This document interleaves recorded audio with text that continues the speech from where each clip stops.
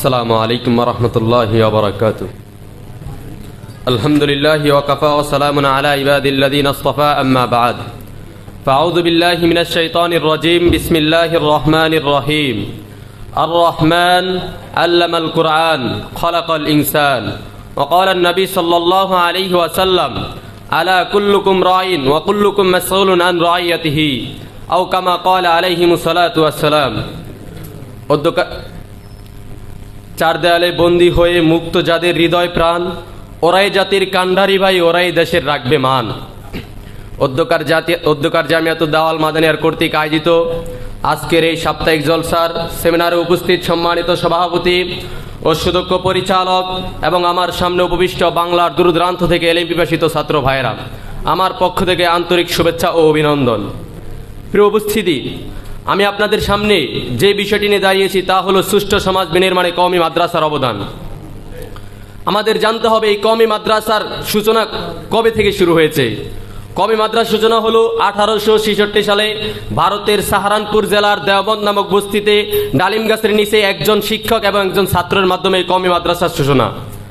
প্রিয় উপস্থিতি, এবার জানতে হবে আদর্শ সমাজ গঠনে কওমি মাদ্রাসার কি কি অবদান রয়েছে।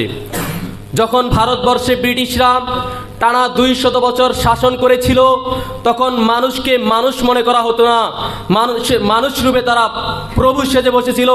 মানুষদেরকে, নারীদেরকে দাসী এবং পুরুষদেরকে দাস হিসাবে বানিয়েছিল। সর্বচেষ্টা সব রকমের জুলুম অত্যাচার করেছিল।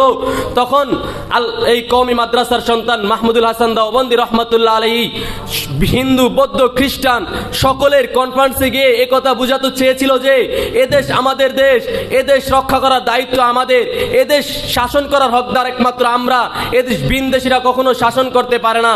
ফলে হিন্দু, বৌদ্ধ, খ্রিস্টান, মুসলিম সবাই একত্রে হয়ে এই ব্রিটিশদেরকে তাড়ানোর জন্য আন্দোলন করেছিলেন।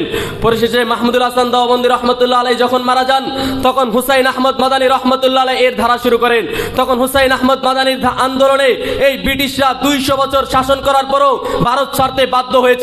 পরে ভারতবর্ষ পেয়েছিল কি একটি আদর্শ সমাজ, প্রতিটা মানুষ পেয়েছিল তাদের ন্যায্য বিচারক।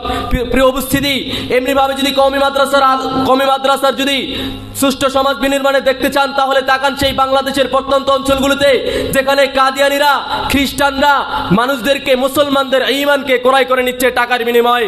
সেখানে এই কওমি মাদ্রাসার সন্তানরা তাদেরকে সঠিক বুঝ দিয়ে তাদেরকে মুসলিম ধর্মে আবার পুনরায় আনান। এরপরে হলো কওমি মাদ্রাসার যদি অবদান দেখতে চান, তাহলে তাকান কওমি মাদ্রাসার সন্তানগুলোর দিকে। যেই সন্তানরা একসময় পড়তো হাট্টিমা টিম টিম, সেই সন্তানগুলো এখন কওমি মাদ্রাসায় পড়ে আলিফ লাম মিম।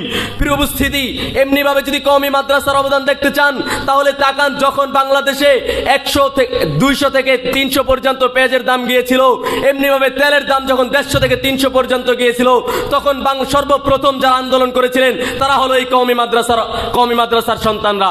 প্রিয় উপস্থিতি, প্রতিটা ক্ষেত্রে, প্রতিটা সেক্টরে কওমি মাদ্রাসার অবদান রয়েছে। অথচ ইহুদিদের দালাল, নাস্তিক, মুরতাদরা, মুরগিচোরা, শাহরিয়ার কবির, হাসানুল হক ইনু এবং নাস্তিকদের দালালরা বলে এই কওমি মাদ্রাসা নাকি কিছুই করে না, কওমি মাদ্রাসা নাকি জঙ্গি তৈরি হয়।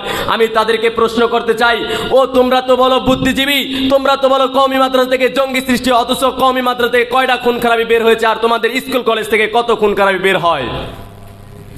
প্রিয় উপস্থিতি, এমনিভাবে নাস্তিকরা মনে করে যে কওমি মাদ্রাসার সন্তান আম মানুষদেরকে ধ্বংস করার লক্ষ্য একমাত্র কওমি মাদ্রাসাকে যদি তারা পায়তারা চালে, কওমি মাদ্রাসাকে ধ্বংস করতে চায়, তাহলে তারা আম মানুষের মধ্যে বিভ্রান্ত ছড়াতে অতি সহজ হয়ে যাবে।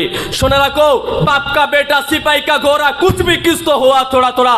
আমরা তো সেই শাইখুল হিন্দ হুসাইন আহমদ মাদানীর মতো উত্তরসূরি, আমরা তো মাহমুদুল হাসান দেওবন্দির উত্তরসূরি, আমরা তো মামুনুল হক সাহেবের উত্তরসূরি, আমরা তো আহমদ শফি সাহেবের উত্তরসূরি। আমরা শুনো, যেমনি ভাবে ব্রিটিশরা 200 বছর ভারতবর্ষে শাসন করার পরও ভারতবর্ষে টিকতে পারে নাই, ঠিক শুনে রাখো, তোমরা 20 বছর কেন 1000 বছর যদি বাংলাদেশ শাসন করতে পারো, ইনশাআল্লাহ তোমরা এই দেশে থাকতে পারবে না ইনশাআল্লাহ।